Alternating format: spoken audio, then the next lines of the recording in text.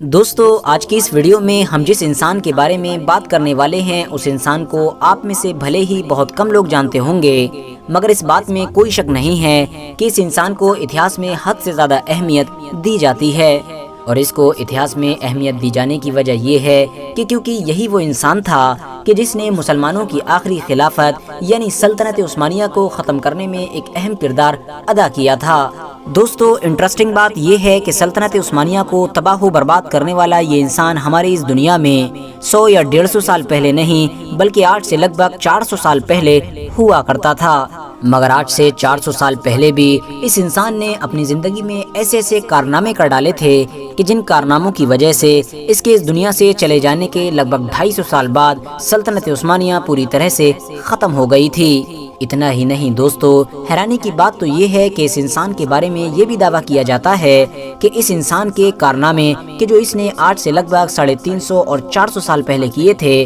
ان کا اثر آج بھی ہماری اس دنیا میں دیکھنے کو ملتا ہے۔ اور یہ انسان آج بھی کسی نہ کسی صورت میں دنیا کے کچھ خاص قسم کے طاقتور لوگوں کی جڑوں کو کھودنے کی کوشش کرتا ہے۔ دراصل دوستو اتہاس کا یہ انسان کوئی اور نہیں بلکہ وہی ایک یہودی جادوگر ہے کہ جس کو سبتائی زیوی کے نام سے جانا جاتا ہے۔ سبتائی زیوی کی پیدائش سلطنت عثمانیہ میں ہی 1 اگست 1626 کو ہوئی تھی۔ اس کا باپ ایک کٹر یہودی آدمی ہونے کے ساتھ ساتھ ایک کامیاب بزنس مین اور امیر انسان ہوا کرتا تھا۔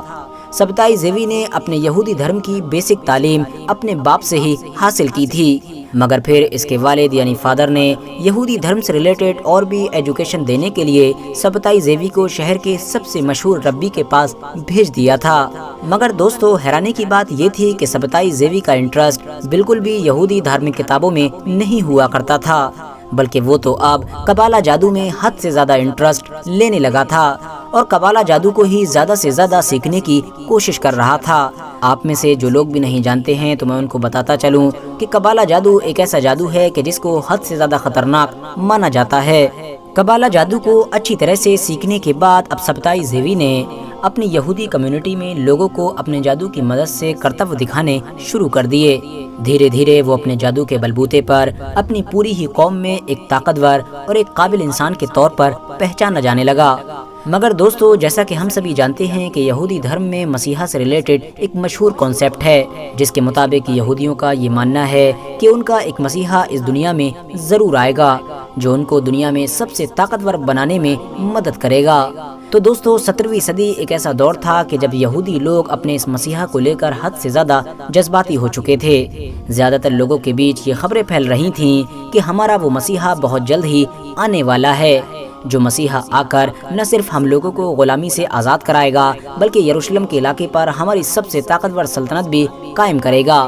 دوسری طرف سبتائی زیوی نے ان اڑتی ہوئی بہت ساری خبروں کا بھرپور فائدہ اٹھانے کا فیصلہ کیا اور اس نے اچانک سے پوری یہودی کمیونٹی میں یہ اعلان کر دیا کہ میں ہی وہ مسیحا ہوں کہ جس کا تم لوگ بڑی بے صبری کے ساتھ پچھلے سینکڑوں سالوں سے انتظار کر رہے تھے۔ اتنا ہی نہیں سبتائی زیوی نے اپنے جادو کے بلبوتے پر یہودی لوگوں کو اپنے کرتب دکھانے بھی شروع کر دیے، مگر ان تمام چیزوں کے باوجود بھی اس کو یہودی لوگوں کی طرف سے زیادہ اٹینشن نہ مل سکا اور اس کی سب سے بڑی وجہ تھی سبتائی زیوی کی کم عمری، کیونکہ اس وقت سبتائی زیوی کی عمر صرف اور صرف 22 سال تھی۔ یہودی کمیونٹی میں موجود سبھی سینئر یہودی عالم یعنی سبھی سینئر یہودی ربی اس کے خلاف ہو گئے، کیونکہ ظاہر ہے ان کے مطابق ان کے مسیحا میں جو نشانیاں ہونا چاہیے تھیں وہ بھی اس انسان کے اندر موجود نہیں تھیں۔ اس کے علاوہ اس کے خود کے بھی بہت سارے تھاٹس یعنی نظریات یہودی دھرم کے بھی خلاف تھے۔ یہودی دھرم کے ہی خلاف بہت سارے نظریات رکھنے کی وجہ سے اب دھیرے دھیرے اس کا اپنے ہی لوگوں کے بیچ رہنا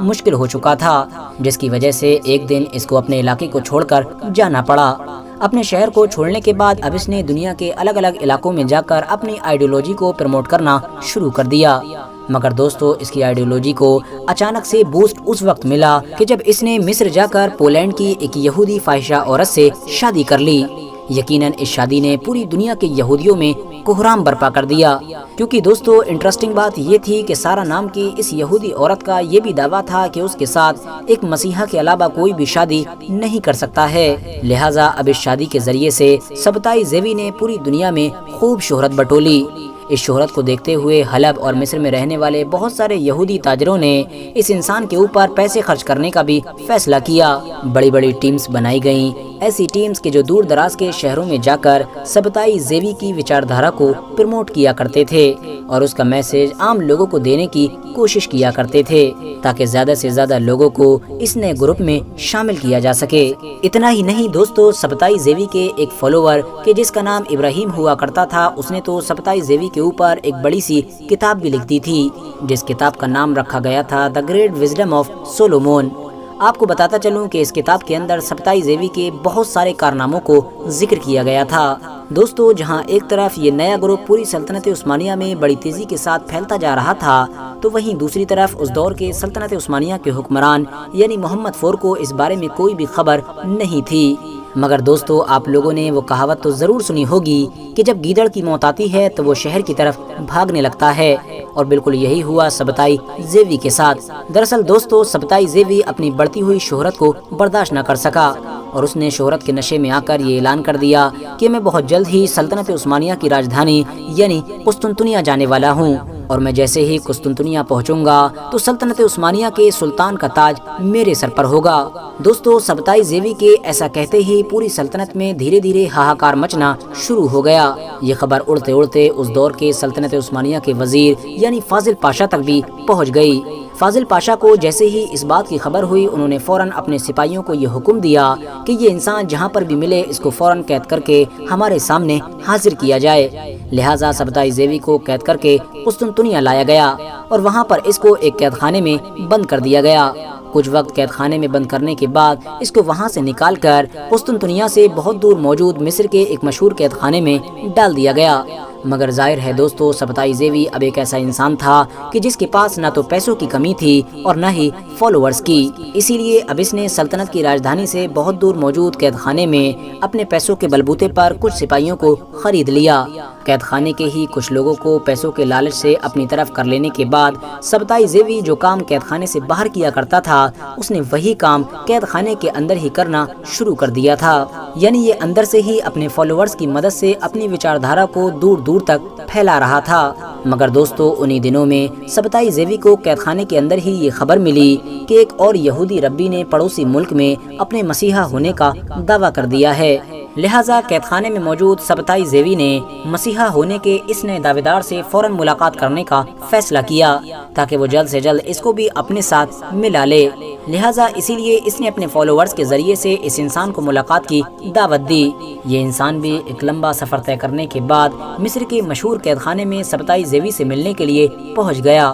مگر دوستو، ان دونوں کی یہ ملاقات کامیاب نہ ہو سکی، بلکہ ان کی یہ ملاقات تو نوک جھوک اور حد سے زیادہ کڑوی زبان کے ساتھ ختم ہوئی۔ لہٰذا اسی لیے اب سبتائی زیوی کے فالوورز نے یہ فیصلہ کیا کہ وہ اس انسان کو کہ جس نے اب نئے مسیحا ہونے کا دعویٰ کیا ہے ہمیشہ ہمیشہ کے لیے ختم کر دیں گے۔ مگر دوستو، سبتائی زیوی کے فالوورز اس انسان کو ختم کر پاتے اس سے پہلے ہی وہ انسان قسطنطنیہ پہنچ گیا اور اس نے سلطنت عثمانیہ کی راجدھانی پہنچ کر نہ صرف اپنے مسلمان ہونے کا اعلان کر دیا، بلکہ سبتائی زیوی کی جو کرتوتیں تھیں جو وہ جیل کے اندر کر رہا تھا اس کے بارے میں سلطنت عثمانیہ کے سلطان کو باخبر کر دیا۔ جیسے ہی سلطنت عثمانیہ کے سلطان کو اس بات کی خبر ہوئی، انہوں نے فوراً سبتائی زیوی کے ساتھ ساتھ اس کے سارے فالوورز کو مصر کے قید خانے سے قسطنطنیہ میں بلایا اور قسطنطنیہ میں بلا کر ان کے سامنے دو شرطیں رکھیں۔ پہلی شرط یہ تھی کہ وہ سارے معجزات یعنی کرشمے پورے دربار کے سامنے دکھائے جائیں کہ جن کے بارے میں سبتائی زیوی کے فالوورز دعویٰ کرتے ہیں، اور دوسری شرط یہ تھی کہ تم سب لوگ مسلمان ہو جاؤ ورنہ تم کو سلاخوں کے اندر پرو دیا جائے گا۔ دراصل دوستو، سبتائی زیوی پورے دربار کے سامنے اپنے ان کرشموں کو نہ دکھا سکا۔ جھوٹا ثابت ہونے کی وجہ سے اب اس نے اسلام دھرم قبول کرنے کا فیصلہ کیا تاکہ کسی طرح سے وہ اپنی جان کو بچا سکے۔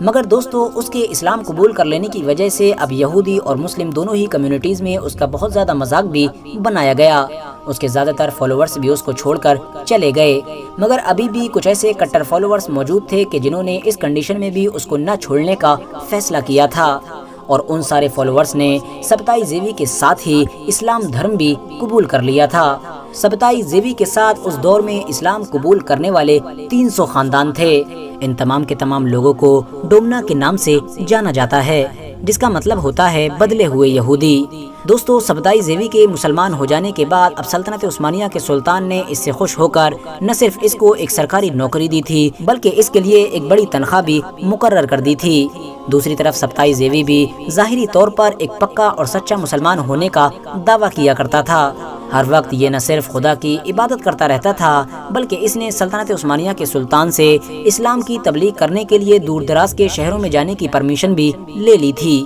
مگر حیرانی کی بات یہ تھی کہ سبتائی زیوی اور اس کے سارے فالوورز اندرونی طور پر ابھی بھی اپنے وچاروں پر پوری طرح سے قائم تھے، بلکہ ساتھ ہی ساتھ یہ سبھی لوگ سلطنت عثمانیہ کے سلطان سے اسلام کے نام پر جو پرمیشن لے کر دور دراز کے علاقوں میں جایا کرتے تھے، ان علاقوں میں جا کر بھی یہ اسلام کی بجائے اپنی ہی وچار دھارا کو پروموٹ کیا کرتے تھے۔ دھیرے دھیرے ان لوگوں نے اپنے گروپ کو بڑی تیزی کے ساتھ بڑھانا شروع کر دیا تھا۔ جب تک سلطنت عثمانیہ کے سلطان کو ان لوگوں کے بارے میں خبر ہوتی، اس سے پہلے ہی یہ اپنا گروپ حد سے زیادہ بڑھا چکے تھے۔ مگر پھر بھی جیسے ہی سلطنت عثمانیہ کے سلطان کو ان کے بارے میں خبر ہوئی تھی، انہوں نے فوراً سبتائی زیوی کو ایک بار پھر سے اریسٹ کرا کر ایک بہت دور شہر میں نظر بند کرا دیا تھا، اور حد سے زیادہ دور موجود اسی گمنام شہر میں ہی قیدی بن کر سبتائی زیوی نے نہ صرف اپنی پوری زندگی گزاری تھی بلکہ یہیں پر ہی اس کی موت ہو گئی تھی۔ دوستو، سبتائی زیوی تو بھلے ہی ہماری اس دنیا سے اسی دور میں چلا گیا تھا، مگر اپنے اس گروپ کو یعنی ڈونما کو اتنا زیادہ طاقتور بنا گیا تھا